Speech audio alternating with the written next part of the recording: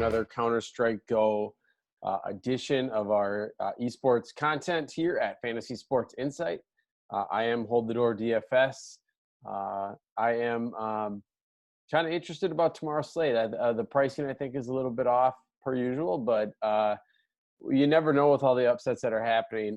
As we see right now, even the live line on 100 Thieves showing up on my page right now, they are currently minus 200. So, and they were on one of the biggest underdogs of the slate. So let's start with tomorrow's slate.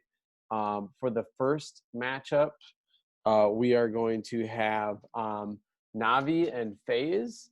And Navi is coming in at about a minus 180 favorite against FaZe. I think if you would have gone back to like Road to Rio when FaZe had Olaf, I don't think this would have really been the line. But I do think that this line is definitely impacted just by Simple overall, who played phenomenally today against Mad Lions. And then our other two games that we have Team Liquid is minus 240. They're the biggest favorite on the slate against GenG.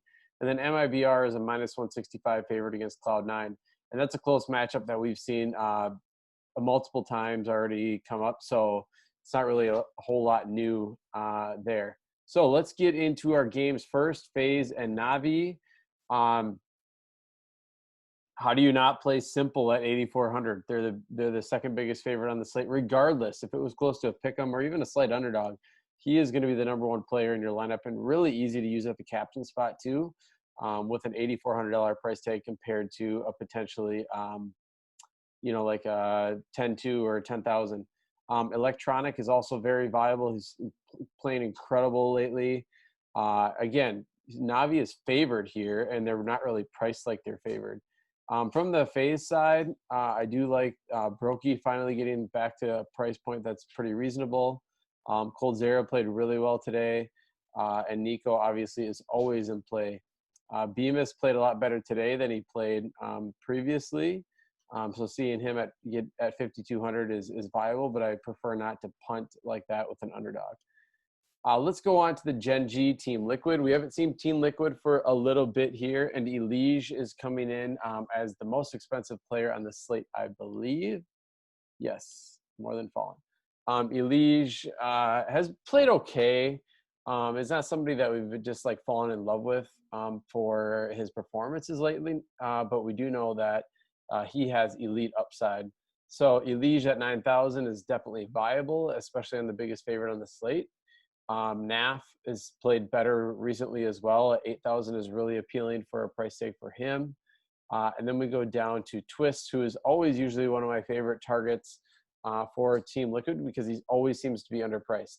So I think, that would definitely be a spot I would look to start with, especially with Simple and Twist and potentially Electronic, and then probably mix in Elige and Naf or one of those two for cash. The GenG side is always in play because their players are just they're above average, but they just can't seem to beat pretty good teams. So Gusta, Automatic, and Bentet. Bentet actually at 6,600 is pretty appealing for his skill level against a Team Liquid team that can be pretty inconsistent. So a three-man stack for GenG with Gusta, Automatic, and Bentet is a great leverage play in GPPs. C9 and MIBR. So on MIBR, who's coming in as the biggest favorite here, Fallen 8,600. Another really appealing price tag. He looked really solid against C9 last time. He's just one of those guys that is going to be really consistent, but also has the upside of the clutch plays, the clutch factor, the 4-kill, the ace. He has the AWP, so he has a lot of the first kills of the round. He throws a ton of flash grenades. So, he gets those peripheral stats. So I think 8,600 is very reasonable for him in this position. But for MIBR, I always love to see how cheap they price guys like Fur and KNG, and both of them are super reasonable on this slate. I really like both of their price tags here. TRK has played better lately, but it's somewhere you could go potentially. On the C9 side, Floppy obviously has been one of their best players at 8,200. Him and OC have their prices will get really close, and then OC will pass Floppy. Floppy will have a couple good games, then it reverses. So now I think the spread here is a little bit too wide. I think with this big of a discount, I think this is where you actually just play OC. If you're playing them as like a one-off or something, if you're stacking, obviously you just want to stack Floppy and OC. And then after that, you know, I can consider Modem. Sonic has been pretty hit or miss. He's really struggled against teams that have opposing really good AWP players like Fallen. So he's kind of a pass for me here. But yeah, so in general, I think I would definitely start with Simple in my cash lineups. I would definitely start with Twists. And I would definitely start with probably KNG or Fur.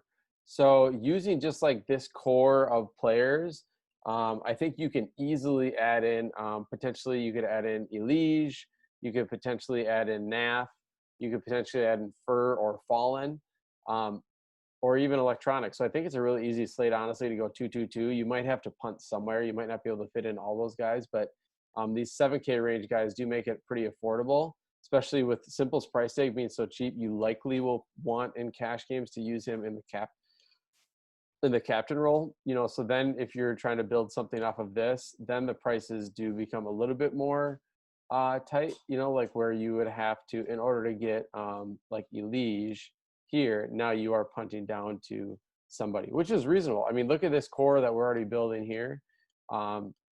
You could go Fallen instead of Elige too. So that's kind of where I'm at with the CSGO slate tomorrow.